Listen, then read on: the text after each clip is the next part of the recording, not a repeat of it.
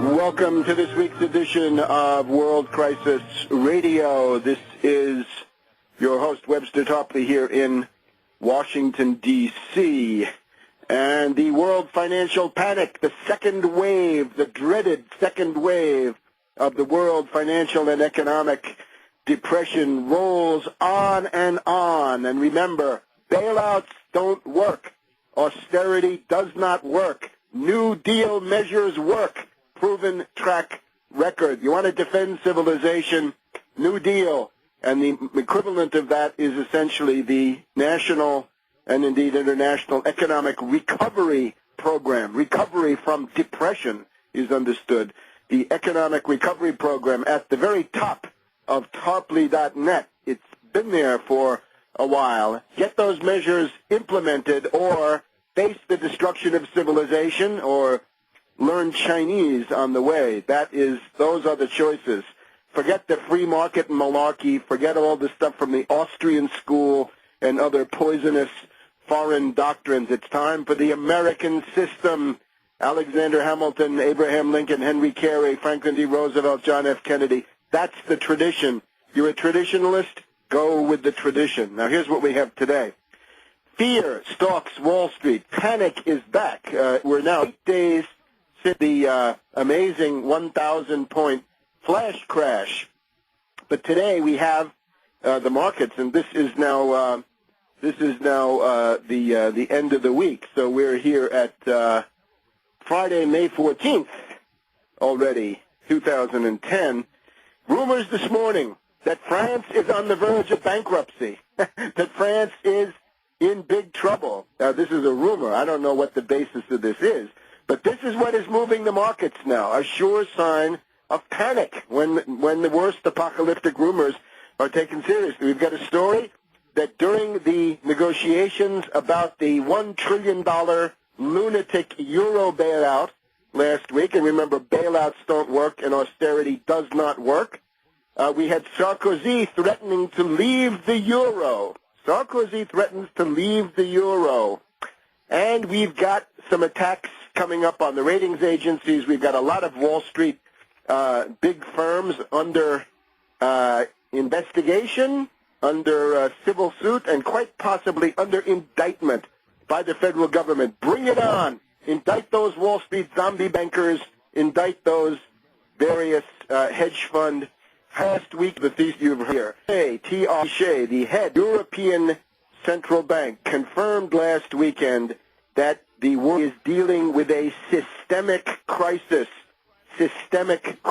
meaning a general breakdown crisis. The last time we heard this, of course, was in the period September, October, November of 2008. So that pause of a year and a half is over. The second wave of the depression is hitting with a vengeance, and this will look more like a depression. I guarantee you. We're going to have a lot fewer fools running around saying, get government off my back. They're going to say, where's the bread line? Where's the bread line? How do I get a bowl of soup? Because that's the kind of depression we're going to have. People living in Obamavilles are going to wonder who's going to put them in some kind of a human habitation. Because private charity breaks down, other kinds of measures don't work. It will take government intervention. Yes, that's right, government intervention to deal with this depression. The other thing, of course, in addition to Trichet confirming that it's a systemic crisis, we had Olli Rehn, R-E-H-N, O-L-L-I-R-E-H-N. He is the faceless non-entity bureaucrat who does the financial portfolio for the European Commission. He also confirmed that it is a systemic crisis. It is a breakdown crisis. It is a disintegration. And indeed, we have the word disintegration. Again, part of my vocabulary, you can look it up in the book Surviving the Cataclysm. Second edition is out. You can get it. We have a whole chapter on models of disintegration. There's one chapter called Models of Collapse. That would be simply things like stock market panics, 1929, stock market panics, 1987, standard garden variety stuff. Disintegration is several steps beyond that, several orders of magnitude. What we have here is Paul Adolf Volcker, the leading financial institutions reactionary in the United States, now ensconced in the Obama White House, but he is a reactionary.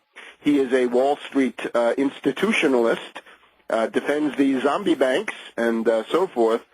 He says that the euro is now threatened by disintegration. Yes, disintegration of the euro. And that's what we're hearing in these rumors, that Sarkozy threatens to quit the euro bloc. We could have France leaving the euro, Germany leaving the euro. We don't like these scenarios. The chaotic collapse of the euro is not what we need, especially when it's being imposed by foreigners, hedge fund hyenas, and zombie bankers like Goldman Sachs and Soros and the rest of them. That is no way to make decisions in Europe. But nevertheless, if the Eurogawks and Eurocrats don't adopt the kinds of policies we recommend here, they will face the disintegration of the euro sooner rather than later. We have coverage on CNBC this week that the British pound is now on the debt radar. Yes, the British are about as bankrupt as Greece, all in all. And now we have the two smiling faces. We have Cameron, the rich elitist, oligarch, Eton, Oxford, Tory, reactionary, obviously with a veneer of acceptance of various health and safety questions, but still a reactionary at heart. And he's now joined by his friend Clegg, the smiling liblab, clever liberal imperialist, he thinks. That's now the vice prime minister of Britain. So that's now the regime, and we're going to have some more about that. We've got a couple of Bilderberger operatives in the government, and that's simply a way to understand that this is a new government of the City of London. That's all it is. Fresh-faced punks brought in from Uxbridge and recycled for a couple of years through the parties, and these will now be the operatives. And their program is already clear. Savage austerity, brutal austerity, drastic austerity. They say that they will protect the National Health Service. They will accentuate the genocidal features of the National Health Service. We've also got an article here in the Wall Street Journal last couple of days about how Italy is also in bad shape. So Britain, Italy on the target list, and those two together are more than enough to blow out the world. From when you go from Spain to Italy and Britain, you go to countries at the very top rank of the sovereign debtors in the world in terms of the just the absolute amount of debt. So this is going on. It is a systemic crisis. Again, Trichet and Olli Rehn confirm it. It is the disintegration of the euro on the agenda.